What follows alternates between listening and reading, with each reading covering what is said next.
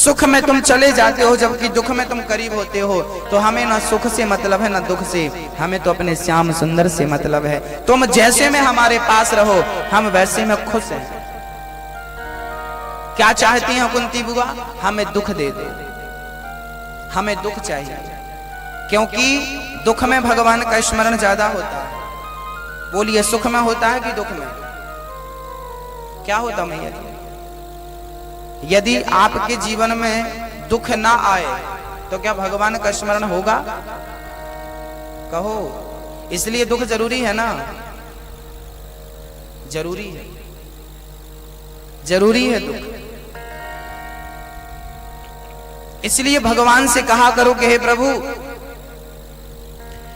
हमें तो सुख भी पसंद है और दुख भी पसंद है, तुम जैसे रखना चाहो हम रहने को तैयार हैं। एक भक्त तो कह रहा था, एक भक्त कह रहा है, सुख भी हमें प्यारे हैं, दुख भी हमें प्यारे हैं, छोड़ूं मैं किसे भगवन, दोनों ही तुम्हारे हैं। हमें सुख भी पसंद है, दुख भी, जिस हाल में तुम रखो हम दोनों में रहने को तैयार हैं। जाहि विधि राखे राम ताहि विधि बस। कुंती बुआ कहती हैं, हमें सुख मत दो, हमें दुख दे दो, इस बहाने आपका स्मरण बना रहेगा।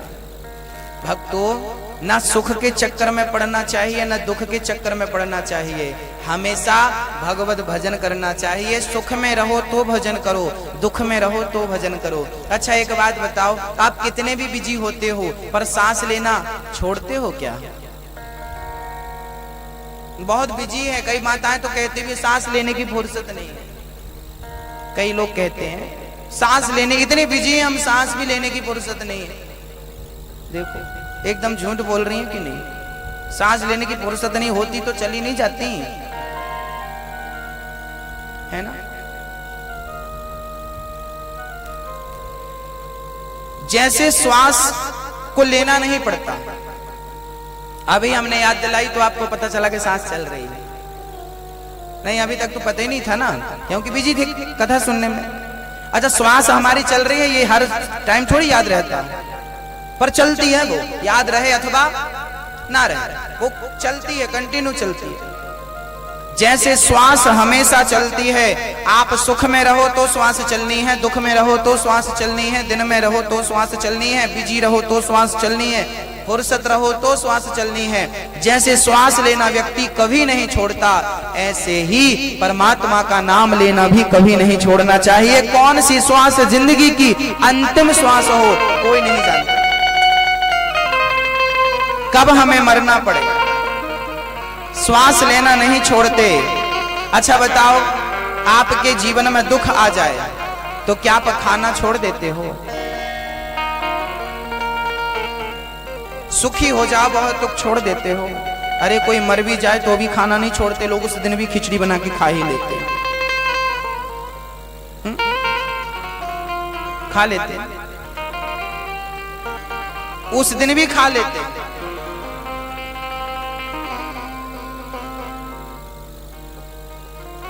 भक्तों, जब हम भोजन नहीं छोड़ते तो भजन क्यों छूट जाता? अच्छा बताइए, जीवन जिंदगी जीने के लिए भोजन जरूरी है कि नहीं? भोजन किसके लिए जरूरी है? शरीर के लिए कि आत्मा के लिए? शरीर के लिए भोजन जरूरी है। और याद रखिए मेरी माँ, जैसे मोबाइल होता है और सिम होती है, ये दोनों अलग अलग होते हैं ना।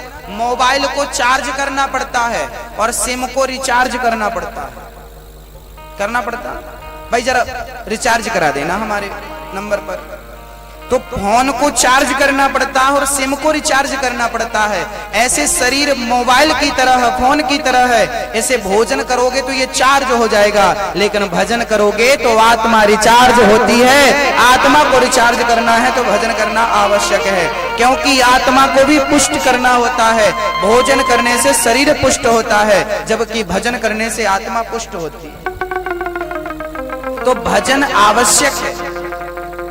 मैया जी, भैया जी, आपसे बात कर लो मैं, आप लोग भजन करते हो कि नहीं? भगवान का नाम आप जपते हो? कितना? कितने बजे उठते हो? 7 बजे। आप कितने बजे उठ जाते हो? 7 बजे। इस उम्र में भी 7 बजे उठते हो?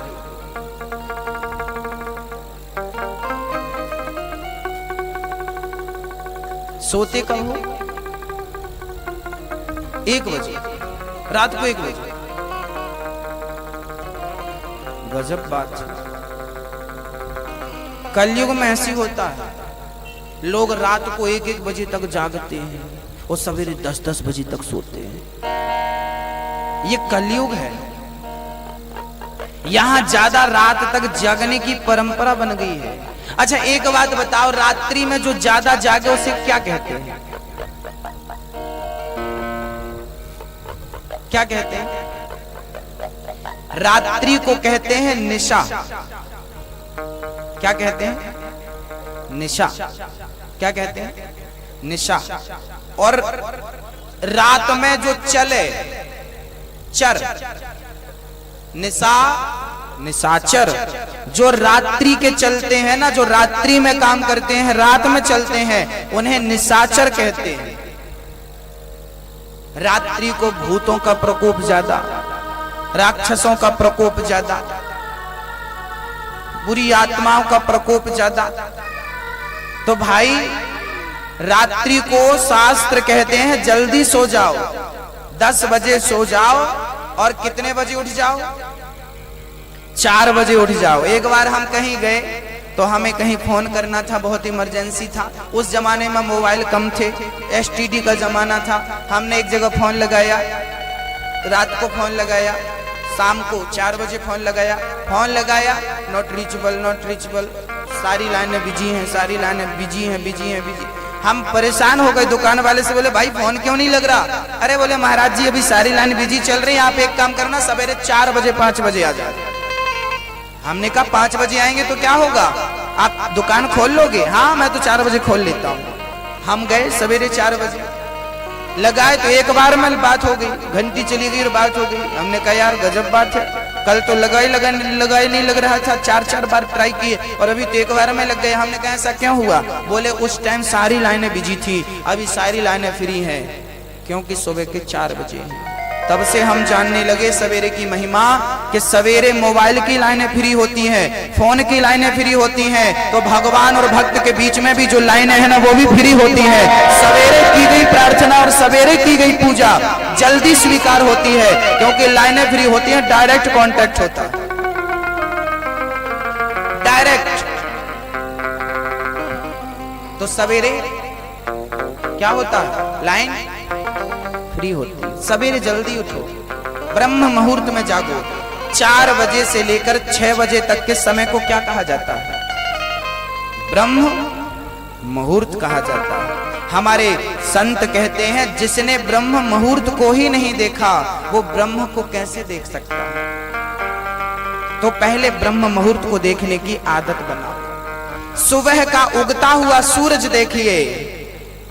कहते हैं, जो व्यक्ति रोज सुबह का सूर्य उगता हुआ देखता है, उसके जीवन में खुशियों का सूर्य हमेशा उगता रहता है, उपलब्धियों का सूरज हमेशा उगता रहता है। और जिसने सूर्य उदय देखना बंद कर दिया, उसके जीवन में भी खुशियों का उदय होना बंद हो जाता है। इसलिए जल्दी सोइए। जो काम रात को करते हैं वो सवेरे करिए। 10 बजे सो जाइए, 10:30 बजे तक फिर भी सो ही जाइए। जल्दी खा पी लीजिए, जल्दी सो जाइए और जल्दी से जागिए, सवेरे जागिए। प्यार से भगवान नाम लेते हुए श्री राम जय राम जय जय राम, श्रीमन नारायण नारायण कीर्तन करते हुए जागो और दिन भर भगवान का नाम लेते हुए हर कार्य को करो। और बहुत ध्यान से याद रखना मेरे भाई जी, आप दुकानदार लोग हैं, वैसे मार्केट में कथा है तो आप सभी बुद्धिजीवी लोग हैं। ये बताइए, आप में से अधिकांश लोग व्यापारी होंगे। ये बताइए कि आप सोने के पहले दिन भर का हिसाब किताब करके सोते हो कि नहीं? कितना आज लिया, कितना दिया, कितना, है ना, सारा हिसाब किताब। आपका मुनीम होगा तो मुनीम से हिसाब लेते होंगे, मैनेजर होगा तो मैनेजर से हिसाब किताब लेते होंगे। आप सारा हिसाब किताब लेके सोते हैं कि नहीं? लेते भी है और देते भी है। मैनेजर अपने मालिक को देता है, मालिक अपने मैनेजर से लेता है, चल भाई हिसाब दे, लो भाई हिसाब लो। कोई देता है, कोई। तो हम सारे लोग दिन भर का हिसाब किताब ले और दे के सोते हैं। तो आप भी सोने के पहले बिस्तर में जब जाओ तो सबसे पहले आज दिन भर के अच्छे बुरे कर्मों का हिसाब भगवान को देना चाहिए कि प्रभु आज मेरे से ये गलती हुई है, ये अपराध हुआ है, आज क्षमा करना। और आज क्षमा करना, कान पकड़कर क्षमा चाहता हूँ प्रभु, कल मेरे से ये गलती, ये अपराध नहीं होगा। आपने जो अच्छा बुरा कर्म आज किया है वो आज का हिसाब सोने के पहले भगवान को दो और फिर आराम से सो जाइए। जिस दिन आप रोज का हिसाब देने लगेंगे उस दिन आपका जीवन बहुत सरल हो जाएगा, बहुत आनंदमय हो जाएगा। जिंदगी की अधिकांश चिंताएं, टेंशन आपके घर से, आपके जीवन से खत्म हो जाएंगी। ऐसा अनुभव आप स्वयं करेंगे, मुझे कहने की आवश्यकता नहीं। समझ रहे हैं ना भक्तों? नारद श्री कुंती बुआ कहती हैं हमें दुख दे दो, क्योंकि श्याम सुंदर जब हमें दुख आया ना, लाक्षा ग्रह में बंद करके कौरवों ने आग लगाई तो आपने हमारी रक्षा करी, आपने हमारा सारा संकट दूर किया, आपने हमारा सारा दुख दूर किया। हमें आप सुखी बनाने में हर बार हमारी मदद करते हैं। प्रभु आज हमें दुख दे दो। कुंती बुआ ने भगवान से सुख की जिद नहीं की। भगवान से कभी मांगो तो सुख और दुख नहीं, अरे भगवान जो होगा भाग्य में, जो कर्मों से हमें मिलेगा, याद रखना सुख और दुख भगवान नहीं देता। कौन देता?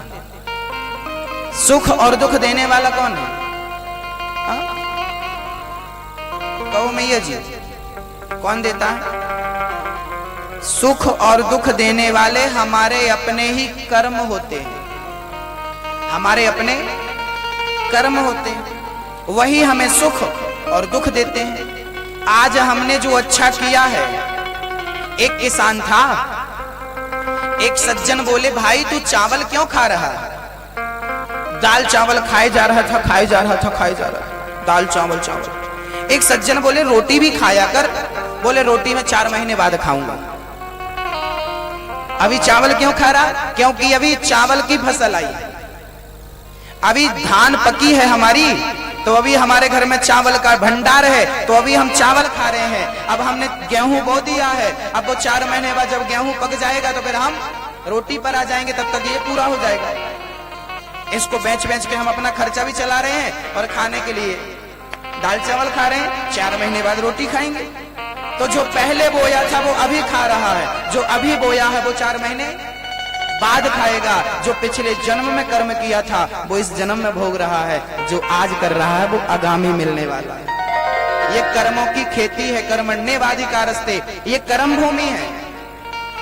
हमें सुख दुख भगवान नहीं देता।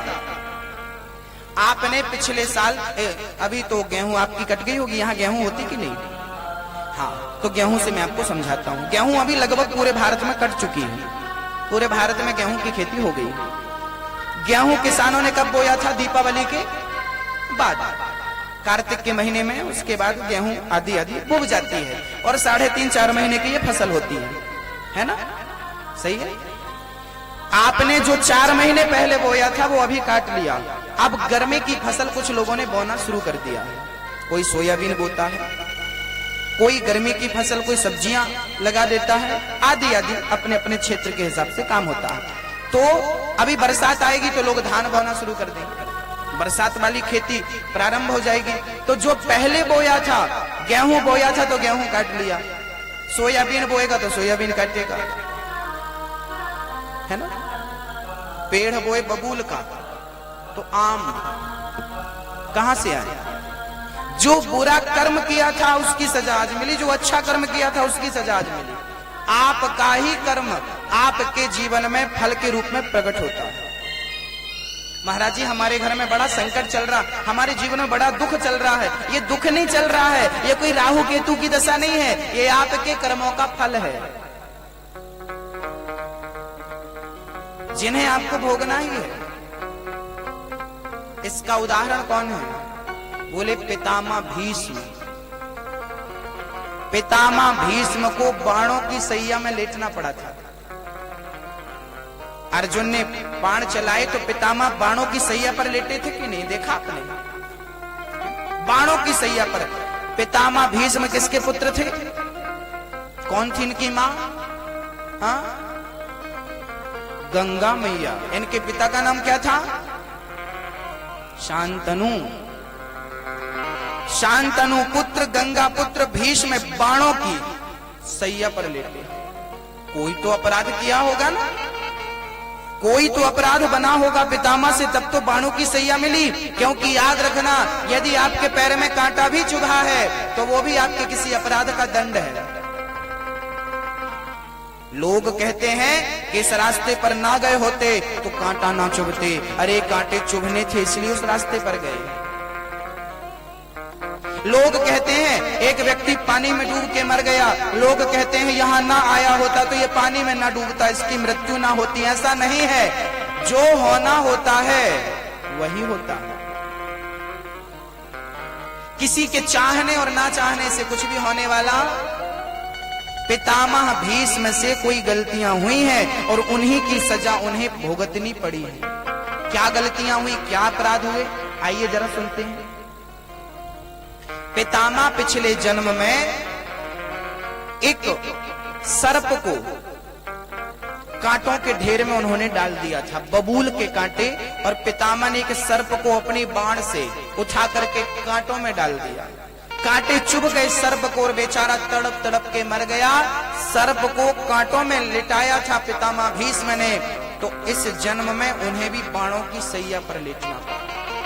कहा जाता है कि पितामह के पास सामर्थ्यता थी, चाहते तो द्रौपदी को बचा सकते थे, लेकिन सामर्थ्यवान व्यक्ति भी जब चुपचाप उंगली रख करके मुंह में बैठ जाए और वो पाप को बर्दाश्त करता रहे, तब पितामह जैसों को सजा भुगतनी पड़ती।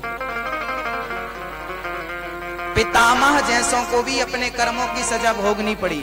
अरे दशरथ जी ने बाण मारा था श्रवण के, उनके जो श्रवण को बाण मारा, उनके अंधे माता पिता को पानी के लिए तड़प के मरना पड़ा। चर्चा आपको विदित है, पता है।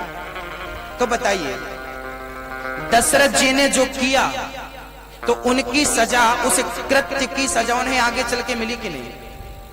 जैसे उनके माता पिता अपने बच्चों के लिए तड़प तड़प करके मर गए, अंधे माता पिता, उन्होंने श्राप दिया। तो श्राप तो अलग विषय है, लेकिन आपने जैसा किया है वैसा का वैसा आपको भी मिला या नहीं? दशरथ जी को मिला कि नहीं? जब दशरथ जी को उनके कर्मों का दंड मिल सकता है, पितामह को उनके कर्मों का दंड मिल सकता है, दुर्योधन को उसके कर्मों का दंड मिल सकता है, तो बताइए हम और आप बच जाएंगे ईश्वर के कर्म दंड से? कहिए। जब ये दिग्गज नहीं बच पाए तो हम ऐरे गहरे नत्थु खैरे बच जाएंगे?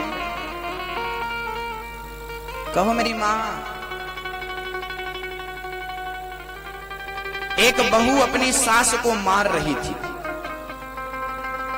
क्योंकि उसे लगा घर में कोई है ही नहीं। जाती बूढ़ी 80 साल की डोकरी हो गई थी, बिस्तर में ही पड़ी रहती और उसे बिस्तर में खाना पीना देना पड़ता था। बुढ़ापे में ऐसी होता है। तो बहू जाती और अपनी सास के बाल पकड़ के खटिया में पटक देती। जी नहीं भरता तो एक गाल में तमाचा, फिर दूसरे गाल में तमाचा। बहू को लग रहा कोई देख ले रहा, कोई नहीं देख रहा, सच कोई नहीं देख रहा। पर ये मत भूलो कि कोई नहीं देख रहा, लेकिन ईश्वर तो फिर भी देख रहा है, क्योंकि लाख आंख से देख रहा है तुझे देखने वाला, वो एक आंख से नहीं देखता, लाख आंख वो देख रहा है। और याद रखना, वो जब देता है ना आपके कर्मों का दंड, बड़ा भयंकर होता है। इसलिए ऐसे कर्म मत करिए कि आपके कर्मों का दंड ही आपको भोगने में रोना पड़े। एक बच्चा अभी 10वीं 12वीं का रिजल्ट आया, फेल हो गया। और एक विद्यार्थी तो बहुत फर्स्ट डिवीजन आया, 80 और 90% उसके नंबर आए। अब बताइए, एक विद्यार्थी फेल हो गया और एक विद्यार्थी 90% पहुंच गया। बताइए, एक सब्जेक्ट में उसने 90 नंबर पाए। अब बताइए, एक फेल होता है और एक 90 नंबर पाता है एक सब्जेक्ट में। अब ये उसके ही कर्मों का फल है कि नहीं? एक विद्यार्थी 10वीं में फेल हो गया, मैं जिम्मेदार हूं कि आप जिम्मेदार हैं? बोलिए, उसके फेल होने में जिम्मेदार कौन है? कौन जिम्मेदार है? अरे बोलिए, कौन जिम्मेदार है? वो खुद जिम्मेदार है या नहीं? माँ ने तो अच्छी कोचिंग दी थी, पिता ने तो अच्छा कहा, बेटा अच्छा पढ़, अच्छे स्कूल में पढ़ाया, अच्छी कोचिंग दी, अच्छा सब कुछ दिया, फिर भी फेल हो गया। बताइए, जिम्मेदार कौन है? और अच्छे नंबर से पास हुआ तो जिम्मेदार कौन है? जैसे कि विद्यार्थी पास हो जाए तो जिम्मेदार स्वयं होता है, फेल हो जाए तो जिम्मेदार स्वयं होता है, ऐसे ही जैसे वो पास और फेल का जिम्मेदार स्वयं है, ऐसे हम अपने सुख और अपने दुख के जिम्मेदार स्वयं होते हैं। हमारे सुख और दुख का जिम्मेदार कोई और, ये कहने की बात है कि तुम्हारे कारण हम दुखी हुए, तुम्हारे कारण हमारा ये हुआ, ये कहने की बात है। किसी के कारण कुछ नहीं होता, हमारे अपने कर्मों का दंड ही हमें प्राप्त होता। को न काहू को सुख दुख कर दाता, निज कृत कर्म भोग सब भ्राता, ऐसा लक्ष्मण जी कहते हैं। भक्तों, पितामह भीष्म को बाणों की सैया मिली। भगवान श्री कृष्ण पांडवों के समक्ष उनके साथ अब पहुंचे हैं। पितामह भीष्म से कहा, ज्ञान दो पांडवों को। अब पितामह ज्ञान दे रहे हैं पांडवों को और कह रहे हैं, जीवन में कभी अपनी आंखों से बुरा मत देखना, कानों से बुरा मत सुनना। द्रौपदी को हंसी आ गई। वाह पितामह, कह रहे हो बुरा मत देखो, बुरा मत सुनो, मेरी साड़ी खींच रही थी, आप चाहते बोल सकते थे, कुछ नहीं बोला, मेरे पतियों को उपदेश कर रहे हो। हंसी आ गई। पितामह रोने लगे, देवी तेरी साड़ी को खींचते हुए मैंने अपनी इन आंखों से देखा है, इसी की सजा मुझे मिली कि मैं बाणों की सैया पर लेटा हूं, मैं बाणों की सैया पर लेटा हूं।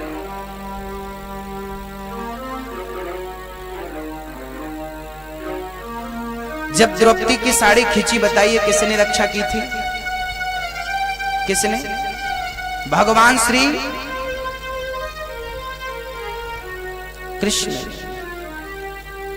एक सज्जन हमसे बोले कि पहले तो भगवान आते थे, पहले तो भगवान आते थे द्रौपदी की साड़ी बचाने के लिए, आजकल भगवान क्यों नहीं आते? आज भी बहुत सारी बेटियों की लाज लुट रही है, बहुत सारी बेटियों की लाज लुट रही है, बेटियों के सम्मान पर ठेस लग रही है। पहले भगवान आते थे, आजकल भगवान नहीं आते। महाराज जी क्यों?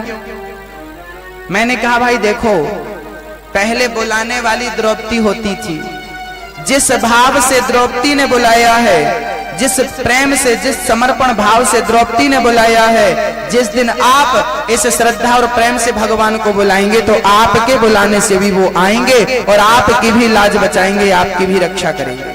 कहिए आएंगे कि नहीं? द्रौपदी के बुलाने में प्रेम था। आप जिस प्रेम से द्रौपदी ने बुलाया, उस प्रेम से आप भी तो कभी बुलाइए, है ना? कभी कभी तो भगवान से शिकायत करने का मन भी होता है। एक भक्त तो शिकायत कर रहे थे, हे श्याम सुंदर, कह रहे थे कलयुग में प्यारे मनमोहन, क्या बंसी बजाना भूल गए। हे गोविंद, इस कलयुग में क्या आप बांसुरी बजाना भूल गए? क्या कहता है वो भक्त? बैकुंठ में जाके बनवारी क्या रास रचाना भूल गए। कलयुग में प्यारे मन मोहन क्या बंसी बजाना भूल गए। कलयुग में मन मोहन क्या बंसी बजाना भूल गए। बैकुंठ में जाके बनवारी क्या रास रचाना भूल गए। बैकुंठ में जाके बनवारी क्या रास रचाना भूल गए। दोनों हाथ उठाइए।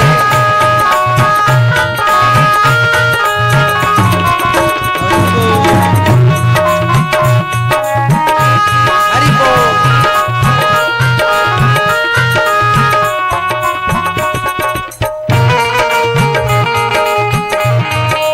जय हो।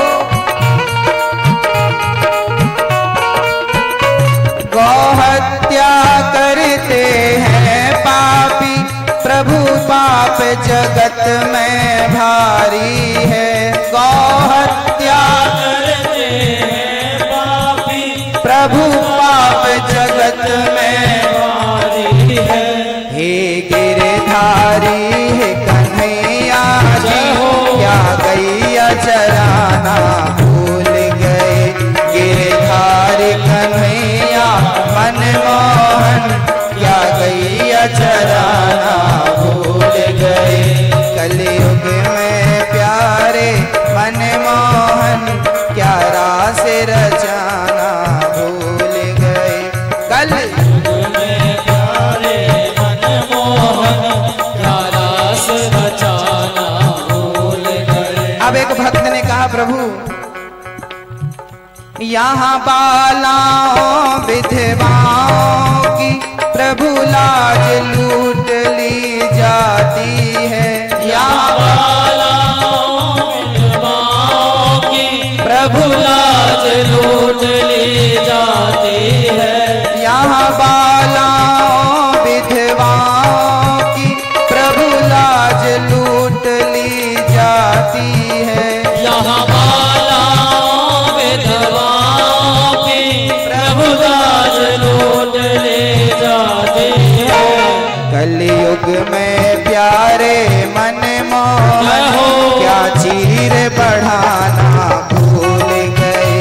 कलयुग में प्यारे मनमोहन क्या चीर बढ़ाना भूल गए। बोलो राम राम राम सीता राम राम राम सीता राम सीता राम सीता राम राम राम। बोलो श्याम श्याम श्याम बोलो श्याम श्याम श्याम सीता राम राम राम सीता राम राम राम। सीता राम राम राम सीता राम राम राम सीता राम सीता राम सीता राम राम राम। राधे श्याम श्याम श्याम राधे श्याम श्याम श्याम राधे श्याम श्याम श्याम राधे श्याम श्याम श्याम। द्रौपदी की साड़ी खींच रही है, दुशासन खींच रहा है। तभी द्रौपदी ने पुकारा भगवान को और कहा, द्रौपदी ने पुकारा कहाँ जा छिपे हो प्यारे कन्हैया, कहाँ जा छिपे हो प्यारे कन्हैया। यहाँ लाज मेरी लुटी जा रही है। द्रौपदी ने कहा कहाँ हो कन्हैया। द्रौपदी ने फिर अपने पितामह को बुलाया, गुरुजी को बुलाया। गुरु द्रोण बोलो पितामह बोलो, तुमसे तुम्हारी ये बहू पूछती है। पांचों पति आज बैठे सभा में, पांचों पति आज बैठे सभा में। महलों की रानी लुटी जा रही है। कहाँ हो कन्हैया? आओ कन्हैया, आओ